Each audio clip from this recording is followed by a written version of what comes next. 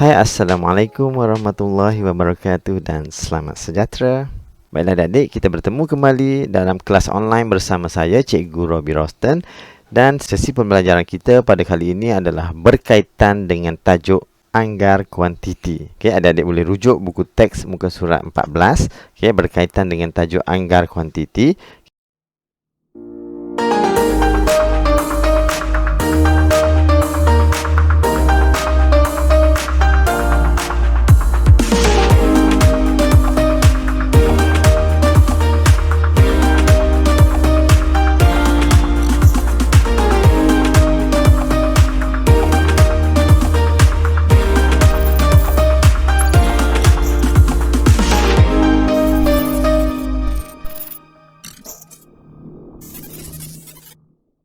Sebelum kita jawab soalan muka surat 15, cikgu nak terangkan sedikit tentang tajuk anggar kuantiti ni. Ada 3 perkara yang penting ataupun 3 istilah yang sangat penting untuk adik-adik perlu kuasai dalam tajuk ini, iaitu yang pertama, perkataan suku.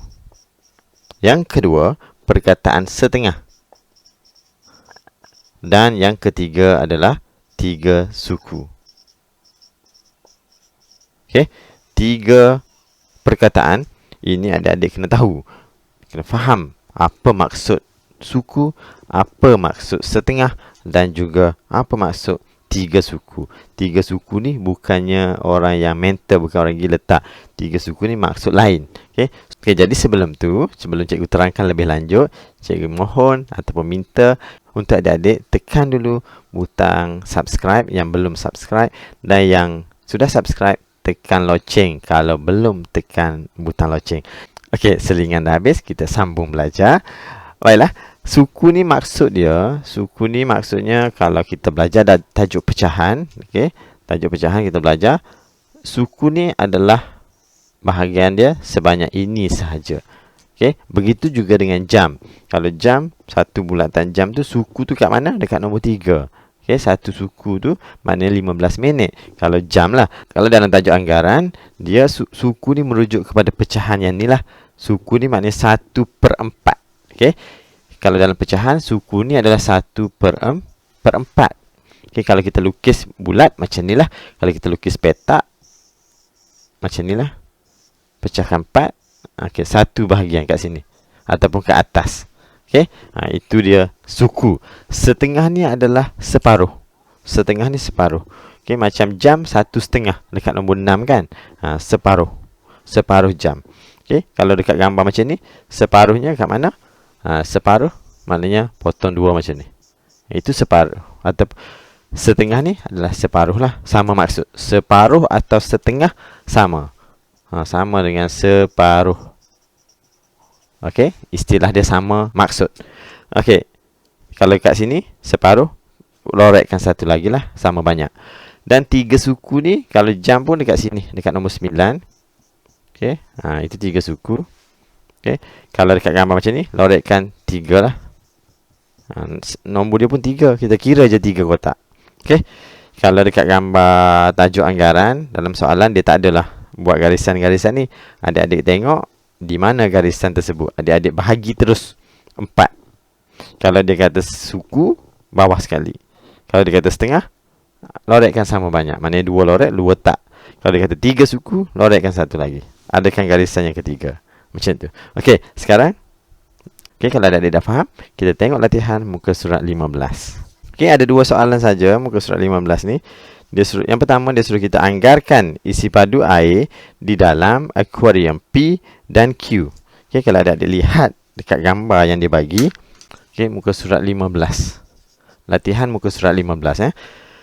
Okay, kalau adik-adik lihat dekat soalan A, dia suruh kita anggarkan isi padu air. Isi padu air dalam bekas P, dia bagi bekas P kat sini. Okay, air dia, ni P, air dia kat sini. Dan untuk kat tengah ni dia bagi, air dia dah bagi. Dia bagi penuh. Kalau penuh, 204,000 ml. Penuh. Air penuh. Cikgu lorek lah. Sebab penuh.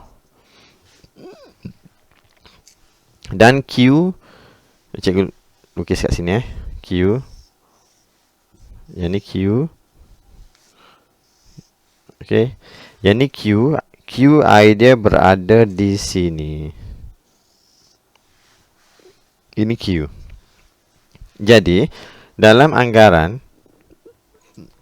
dalam anggaran kalau dia bagi gambar, maknanya rujukan kita dekat gambar yang ni lah. Kat sini dia ada suatu nilai. Penuh 204,000 ml. Kalau yang ni, P ni, maknanya separuh. Separuh. Okay. Hampir separuh ataupun lebih sikit daripada separuh. Kalau kita lihat dengan mata kasar, nampak separuh. Jadi kalau separuh, kita kena bahagi dua lah nombor ni. Kita bahagi dua, separuh kan. Okey, jadi adik-adik bahagikan 204,000 bahagikan 2 sebab separuh. Separuh ni kena bahagi 2. Ada 2 bahagian.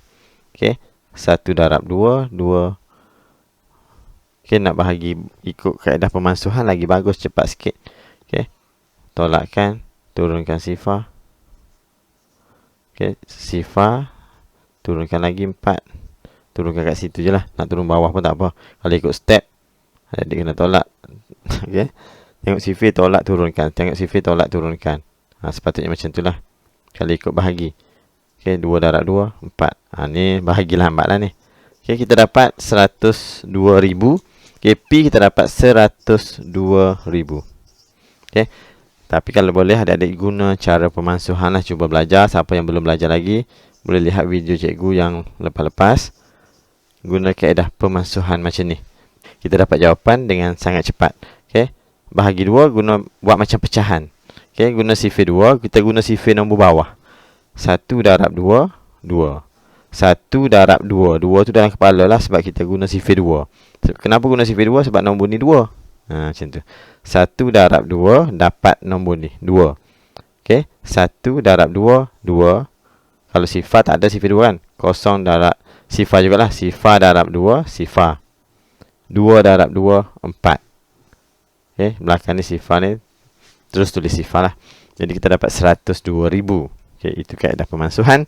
Dan yang ketiga, dia tanya, dan yang seterusnya dia tanya Q. Kalau adik-adik lihat dekat Q ni, dia seperti berada dekat 3 suku. Setengah kat sini.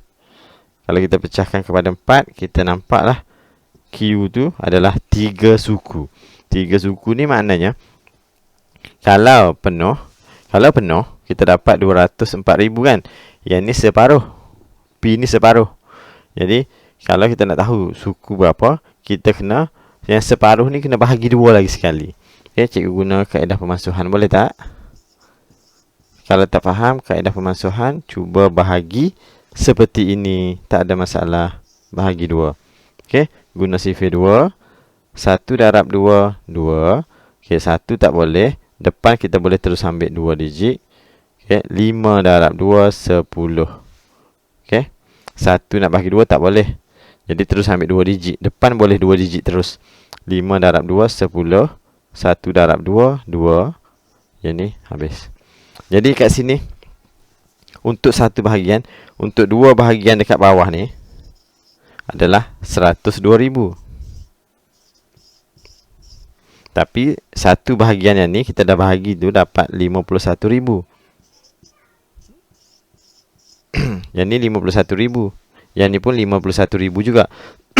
Tetapi Q ni 3 bahagian, maka kita tambahlah 2 nombor ni. Adik-adik tambah 2 nombor ni, dapat jawapan dia 153,000. Itu Q. Sebab Q ni 3 suku. 3 suku daripada penuh. Okey. Okey. Sekarang kita lihat soalan B. Soalan B ni dia suruh kita, untuk soalan B dia tanya bilangan gula-gula di dalam mesin B. Okey, bilangan gula-gula di dalam mesin B. Kalau ada dilihat, rasa-rasa B tu yang mana satu? Suku ke, setengah ataupun 3 suku? Adakah 3 suku? 3 suku ni banyak. Dia hampir penuh. Macam ni. Okey. Kalau setengah atau separuh, macam ni. Dan kalau suku, dia lorekkan 1. Jadi, kat sini B adalah yang suku. Lorekkan 1 sahaja. Macam mana nak dapatkan yang suku? Dia daripada dia bagi penuh. Dia bagi penuh. 35,000. Okey, 35,000. Jadi kita pecahkan dulu kat sini. Pecah 4. Mula-mula pecah kat tengah, separuhkan dulu. Kemudian yang atas separuhkan lagi sekali, bawah separuhkan lagi sekali. Itu cara mudah untuk adik-adik pecahkan kepada 4 sama besar. Jadi yang dia tanya yang B tu adalah kat sini je, suku saja. Maka adik-adik daripada penuh ni terus bahagi 4 lah. Tak payah nak bahagi 2, lepas tu nak bahagi lagi sekali, tak payah. Sebab pecahan ni dia pecah kepada 4 dan B tu hanya suku. Maka kita terus bahagi 4. Nak bahagi kaedah pemansuhan boleh, nak bahagi bentuk lazim pun boleh. Bahagi 4. Okey, cikgu tunjuk bahagi biasa dulu. 3 bahagi 4 tak boleh. 35 ambil 32, iaitu 8 darab 4 32. Tolakkan, turunkan. 3 tolak 3 habis. Turunkan sifar dapat 30. 7 darab 4 28, paling hampir dengan 30. Tolakkan, pinjam sebelah, tinggal 2. Dapat 2, sini habis. Turunkan sifar. 5 darab 4 dapat 20. Okey, habis. Dan sifar ke atas.